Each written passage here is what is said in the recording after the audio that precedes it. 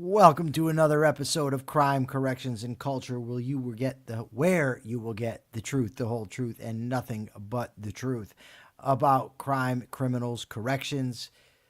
With that, let's go right to Persephone, and we will be talking inside the criminal mind. Yeah, so we're discussing the book Inside the Criminal Mind, and we are now discussing chapter 10 and 11 because. So, chapter 10 is the criminal as a terrorist. So, it basically starts by saying that the word terrorist applies to anybody who uses fear, violence, and intimidation to control others, and that is a terrorist. Therefore, criminals are terrorists, Mm. regardless of the scale of the what they're doing. So, a carjacker or a rapist or a murderer is a terrorist. Um, how do you feel about that framing? I don't like it. I didn't think you would. I don't like it. I don't even remember reading that, to be perfectly honest with you. And I've read this book multiple times. It's just been a lot of years. So that is, let me open it up and just see if that was in the. Criminals operate as terrorists whether they target one person, a family, a community, or an entire country. A rapist, a carjacker, an arsonist, and a pair of snipers all commit acts of terror. The thing that's missing from the criminal is the political element of it. But I don't want to get into a whole thing about that, to be honest with you, If because if we can skip, if you're happy to skip this chapter, I I would am, prefer. because I don't disagree with his description of what criminals do. I just think that to conflate them with terrorists when terrorist has a specific meaning about taking actions for political ends, I just don't see the benefit in having that discussion. It'll Yeah, derail us too much, and I just don't want to. I do recommend people go and read the book and read the chapter for themselves because it Yes. is very interesting. But I mean, I would prefer not to talk about it. But anyway, so the next chapter is decent people, and we've spoken about this quite a bit, right? The Yeah. criminal thinks about himself as a good person, and you've said you thought of yourself as a good person. Yeah. So one guy said, if I thought of myself as evil, I couldn't live. And one guy who had like a really long criminal record said, I've always been a caring individual. I was never really a violent person after he murdered someone. Yeah. Um, I don't feel like I've ever been self centered. I try to help people whenever I can without expecting anything in return. Again, from a man who murdered someone. Um, which is wild. So he says basically that believing that you're a good person despite all of these things is like psychologically necessary for the criminal. Um, so I mean, we know that you thought of yourself as a good person. Yeah. If you've ever read, I don't know, if anybody here has ever read the book How to Win Friends and Influence People, I'm just going to look for this quote real quick. It's from that book. There's actually two that really get to what we're talking about here. Let me just see if I can't find it. So the question that I wanted to ask you, right? This guy who describes himself as not really a violent person and not really self-centered, he he like sincerely believed that about himself, you know? Yeah. And that was what did you believe about yourself when you said in everyday ethics, is it in everyday ethics? At your most psychopathic. Like what did you believe about All right. yourself? So let me just tell you. So here's Al Capone. I have spent the best years of my life giving people the lighter pleasures, helping them have a good time, and all I get is abuse. The existence of a hunted man. That's Al Capone, right? In the book, and I don't know if it's true about this guy, Two Gun Crowley, but in How to Win Friends and Influence People, he talks about the this Two Gun Crowley who is a killer. He's a bandit, And when he gets caught, he basically says, I don't see what I could have done differently, or some such thing. Or I've always been, or underneath my cloak is a weary heart and a kind one. Some BS like that. Because people generally think they're good people, even criminals. But it's just so distorted and so gone from reality in the case of criminals. So I've told you before, when I look back, I see, no, I wasn't a good person. But at the time, yeah, I think I'm a good guy. Now, I don't know. He says if people really thought they were evil, they would have to change. I don't know that that's true. I do know this. When my house got raided, and because it's hard for me because I'm not studying criminals, at the depth that he's done. But I mean, I was one. I do know that when I got arrested one time, my house had gotten raided. Just to show you, I'm going to show you how kind of the criminal mind works and how lazy I was. If we talk about criminals being lazy and, not wanting to put forth effort. My grandmother had gone to the hospital. So the police and the ambulance came to get my grandmother. They took her to the hospital. A cop asked me which room was mine, which hinted to me they were coming to raid my house. I went to court, I think the next morning, and I asked my lawyer, I said, listen, this is what the cop said to me. She said, yeah, clean your house up, meaning get the drugs out of the house. So I went home from court. I had the dope in the attic, and I said to myself, well, what's the chances they're going to come right now? I'm going to take a nap. When I wake up from the nap, I'll get it. And I have woods in the backyard. I could have went and hid this shit back there. They'd have never found it. But I wanted to take a nap, so that's what I did. I lay down to take a nap. Not long afterwards, I hear the commotion. They're in my front yard. The Tri-States Narcotics Task Force. I've got one cop with a shotgun, and they're coming in. So I get arrested. I go down to the police station, and I'm crying because I'm thinking I'm going to be. I ended up making bond, but I was thinking I'm going to go to jail. Yada yada. So I see this a cop there, and I said to her, I hope you don't think I'm a bad person. Why I even cared that this random woman thought I was a bad person, I don't know, but I did, because I didn't want people to think I was a bad person. I don't know. I don't know how to convey how ridiculous this is, but it was ridiculous. So, I mean, just talk about it again, because you have spoken about it in the past or in previous episodes, but I think it bears repeating, why you thought you were a good person. Well, I don't think there's anybody, I mean, it's a very rare human being out there that can't point to some things that, he or she has done that are good. I mean, I was, I sometimes stood up to bullies for kids that were getting picked on. I didn't like that. I went to a school, for instance, where there was a lot of special needs kids. I went to a school for troubled kids, but there's also kids, low IQ, whatever, OCD, problems like that. And I wouldn't let anybody pick on them when I went there. I would stick up for those kids. And so I thought, I'm the champion for the downtrodden. I would always hold doors open for people and say, excuse me, please, thank you. So in my mind, that's the real me, and all this other stuff is just the sort of outer crust that's been put on me by life. So deep down, I'm inherently good. I just act badly because of the evil world that screwed me over. Yeah, Nicole makes a good point. You've also said you wanted people to fear you, but you didn't want people Not to the think same you were a bad people. person. not this. I know it's so absurd, but you're talking. I didn't want this woman in the police department to fear me. I didn't want an elderly couple to fear me. I wanted kids. I The, wanted the the people low-IQ that were kids. living the same life that I was. I wanted them to fear me. Was it almost like, And you're also looking, Nicole, for reason here. This is the thing: is there's nothing reasonable about this. If you're looking for inside of a criminal mind for logic, you're not going to find it.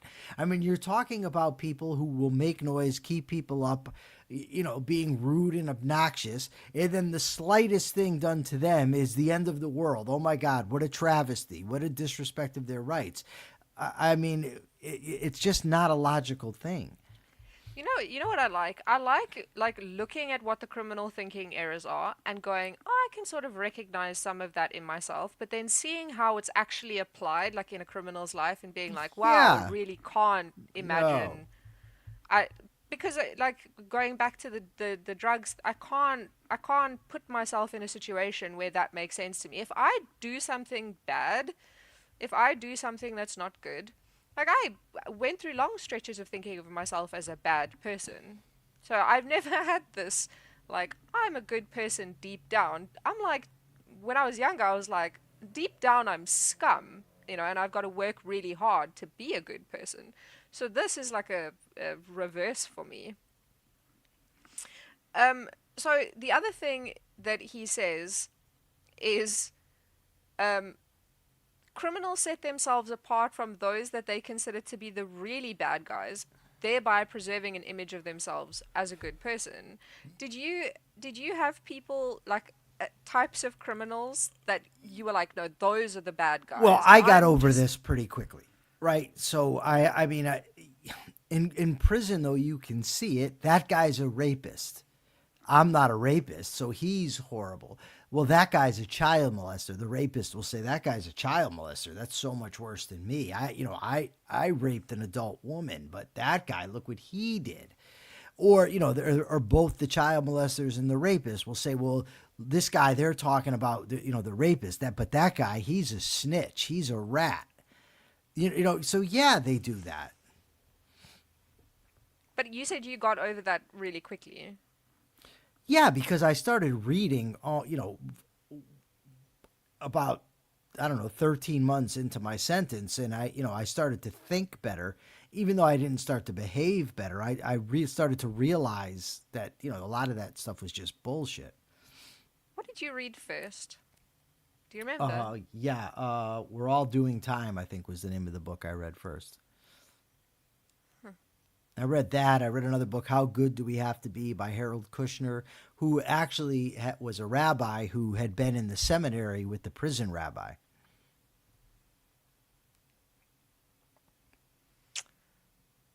Hold on, sorry, I'm just reading something. Okay, I'm sorry. Don't let me distract you with doing a show. Do whatever you need to do. I'm reading quotes and questions that I have written down. You can save your snarky attitude.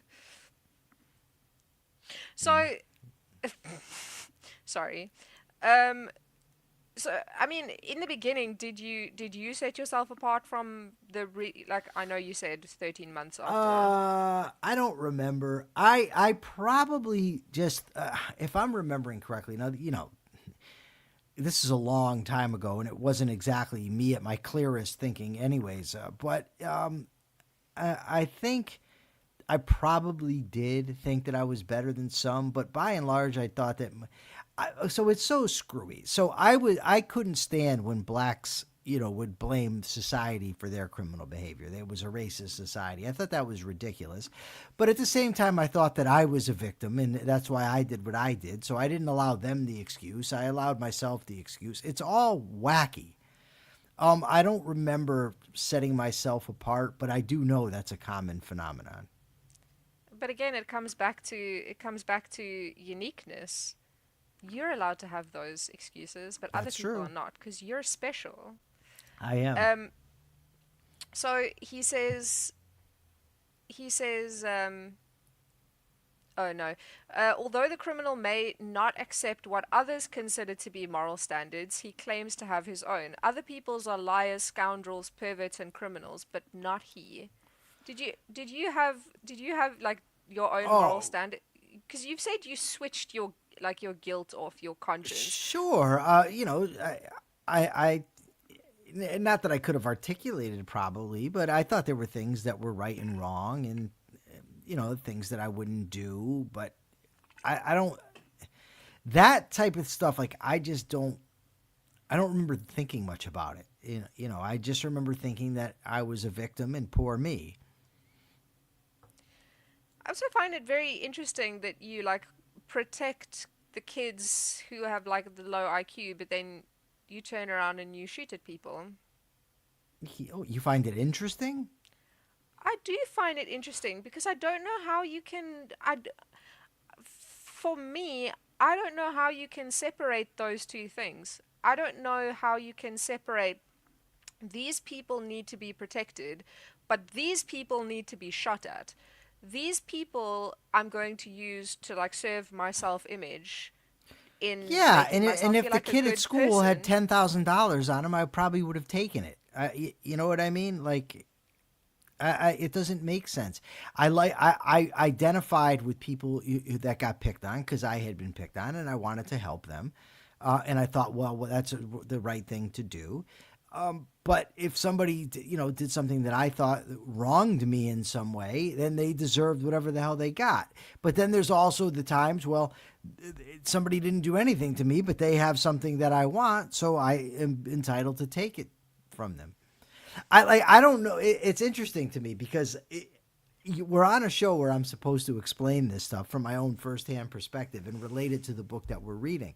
But when you're asking me the questions, I'm getting annoyed, right? And it's funny because I'm getting annoyed because you're not understanding.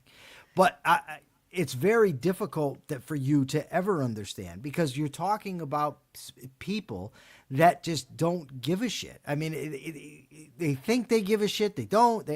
It doesn't make sense. You're never going to make sense out of it.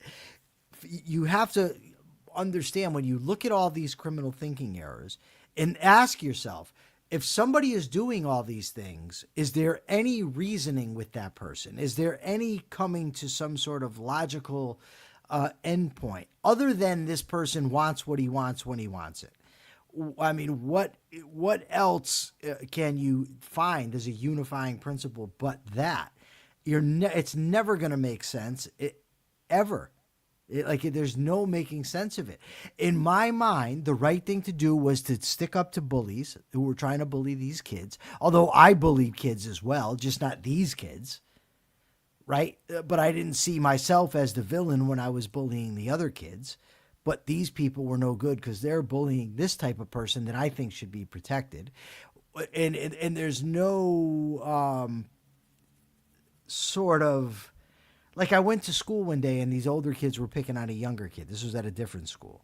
So I stood up to them for this kid. But this kid was the exact type of kid that I'd bully in different circumstances. Why? I don't know.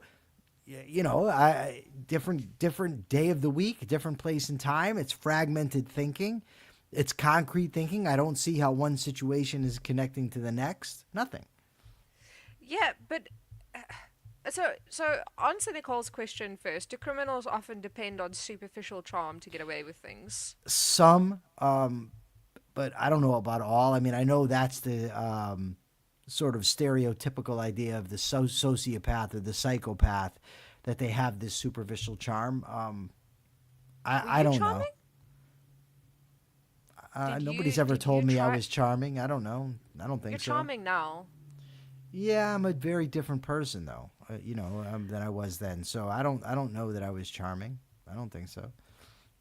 I knew how to talk girls out of their pants, if that's what you want to know. I I mean that. mean, if you could talk girls out of their pants, then yes, you're charming. All right, then I'm So charming. But usually that required alcohol. By the way, like I couldn't talk to girls if I was sober. I was afraid of them. you were afraid of girls? Afraid of rejection, yeah. Afraid to talk, afraid of rejection. But if I was intoxicated, I wasn't. Yeah, that makes sense. So hold on, I had a question and I can't remember what it was. Oh, right. So we're talking about all of these things, and you say, you can't like identify why it was this and not this. None of these things that you're thinking, right? I own everything. I'm entitled to what I want when I want it.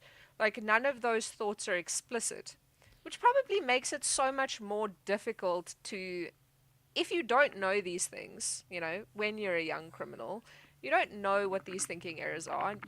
You're not thinking these thoughts explicitly. You're not thinking I'm a bad person. You're thinking I'm a good person Yeah. and I deserve these things. So it must be so difficult actually to combat this because the thoughts are Oh not my God, it's insane.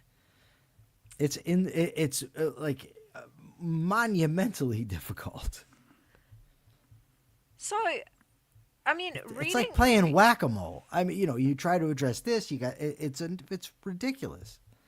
so reading down the rabbit hole and like seeing sort of what prison was like was one thing, right? Reading about your experience, but reading this and hearing you talk about the way that you thought, like when you were a criminal, I don't understand how a person like that in a situation like you were in prison, I don't know how it's possible that you managed to change.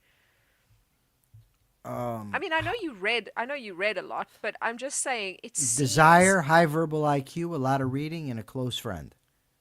because it seems like a Herculean, Sisyphean task. They say that they know of no task harder in human psychology than for a criminal to change. That's what Samenow and Yokelson said. I mean, I can understand that because the way that you talk about the way that you used to think, how do you identify that when in the moment, like I'm thinking like a criminal? Well, I know now. I mean, I can identify things. I know manipulative behavior, but when you just don't, when it's just not on the radar to change it, you don't care. Like, I don't. That's what I guess I don't know how to explain. Like, if you ask me, okay, how did you change? I can tell you what I did. I mean, I know that. I had a desire to change. I got sick of being who I was, and I put in the effort to do it. And it took a monumental amount of reading, a lot of introspection, a lot of thinking, a lot of talking with Brent, and a lot of hard changes to behavior that don't go away easily. Yeah. I mean, and you said like the anger is something that you still struggle with. Do you still think it like I mean, obviously you are a good person. Do you still think of yourself as a good person? You've also said Yeah. that you've had to like create like a huge sense of guilt. Yeah, I So do think you I'm a good person now because I'm judging my behavior by objective standards. I'm saying, okay, I'm productive. I'm honest. I'm an independent thinker. I don't run around begging people, for money, except for here where we want super chats and super stickers. But I'm not stealing. I'm not lying.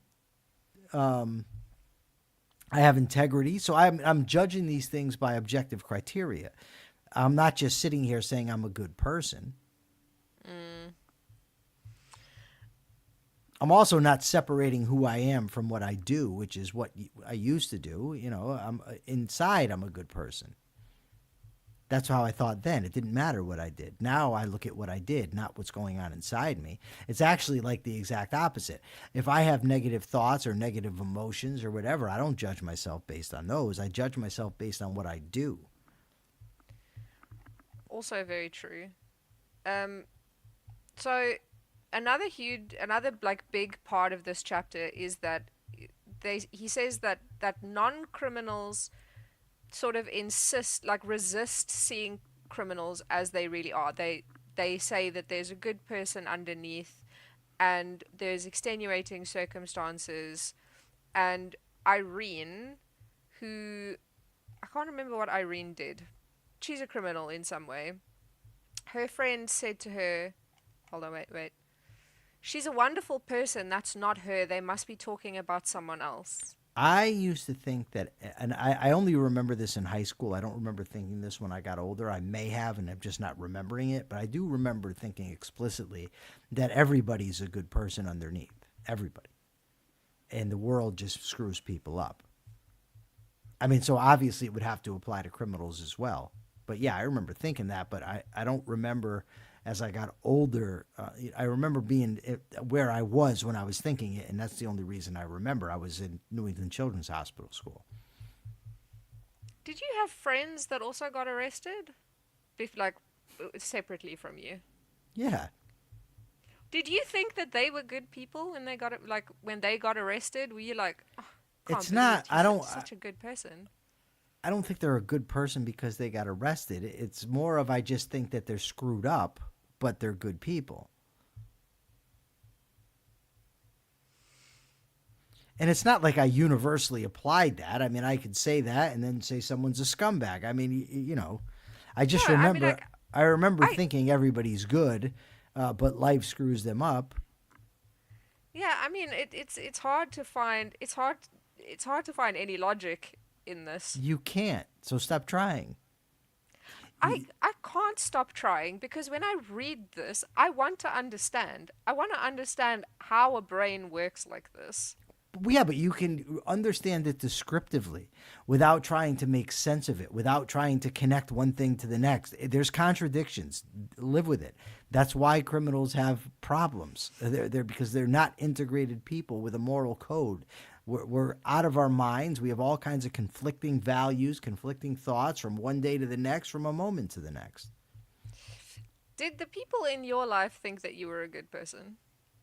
Yeah, it depends who you're talking about. My mom? My mom Yeah, came to. I told my mother I was guilty. She said, "No, you're not." Yeah. So yeah, and people like Subby, like I was good to Subby. So Subby will tell you, "Oh yeah, he was always a good person, because I was always good to him." go a little bit into more detail What about do you your mean? mom and your dad. What do you want to know about him? Uh, I feel like it's a little bit different if your parents are not criminals and don't have any sort of bad behavior, and then you get arrested and they go, "No, you're a good person." I don't Um, know. Most people that I know with their parents don't see their kids as bad. I'm not saying it never happens. I'm just saying in general, parents tend to overlook the faults of their children, whatever they may be. I I mean, mean, my mother knew that having someone stabbed was wrong, right? It wasn't like she thought it was a good thing. That's why she said, "No, you didn't do it." You understand? I mean, if she thought it was okay, she would have just accepted that I did it, and that'd have been fine. She didn't. so She's James she, says the irrational isn't going to make sense. No, yeah. it doesn't. But I like to highlight how much it doesn't make sense. You can do that, but it seems you're trying to make sense out of it. No, I'm comparing it to the way that I think because I find it interesting. So Megan says, I found your explanation yesterday that you valued being feared the way I value my daughter really helpful. I would absolutely go to war for her. Thank you, Megan. I actually talked to Brent yesterday, and I told him about your question. I was telling Brent called me, and I said it's so difficult to explain to non-criminals how criminals think because they just don't get it. And I told him about Megan's question. I told him my answer. He said, "Well, that sounds like a good way to explain it." So Brent would agree with you, Megan. Thank you. I mean, yeah, it is hard to explain. So, By the way, just let me just a quick comment on Brent. Is you talk about how hard it is for me to change who I was. Imagine how hard it was for Brent and how hard it still is, knowing that there's a good chance he never gets out of prison and he still struggles to do the right thing every day. yeah, I mean, in my mind, I always knew no matter what, I was getting out. yeah. Well, I mean, yes and no because I feel like doing the work of making these thoughts explicit and recognizing them Mm-hmm. or like recognizing these thinking errors and making them explicit to yourself, I feel like that would make it easier to maintain being a good person and building up that sense of guilt. I feel like it would make it easier. Still, still extremely difficult. I don't want to say it's easy. Um,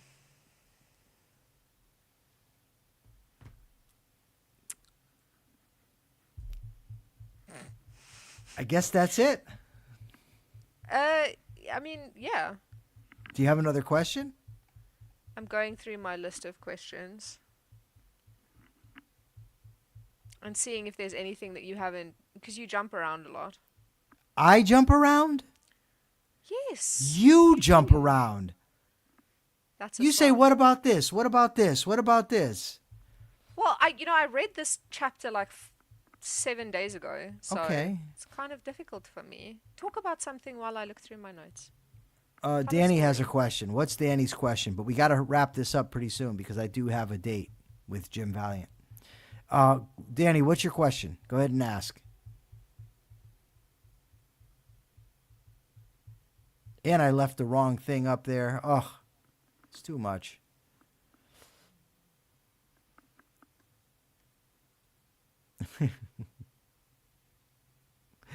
All right, that's going to do it for today. We're going to be back tomorrow, Persephone. We can go, you can ask more questions tomorrow, and we can delve more into it, and you can continue to be baffled by trying to make sense out of that which does not make sense. Either way, thank you, everybody, for joining us today, and thank you for Jim. Nobody believes that. So anyways, it's funny because they both say they won't put out, but, well, whatever. Look. Thanks, everybody, for joining the show. Thank you for your comments and questions. Really appreciate it. Hope you'll join us tomorrow, 3:15 p.m. Eastern Time, right here on this very channel. Till then, take care of yourselves.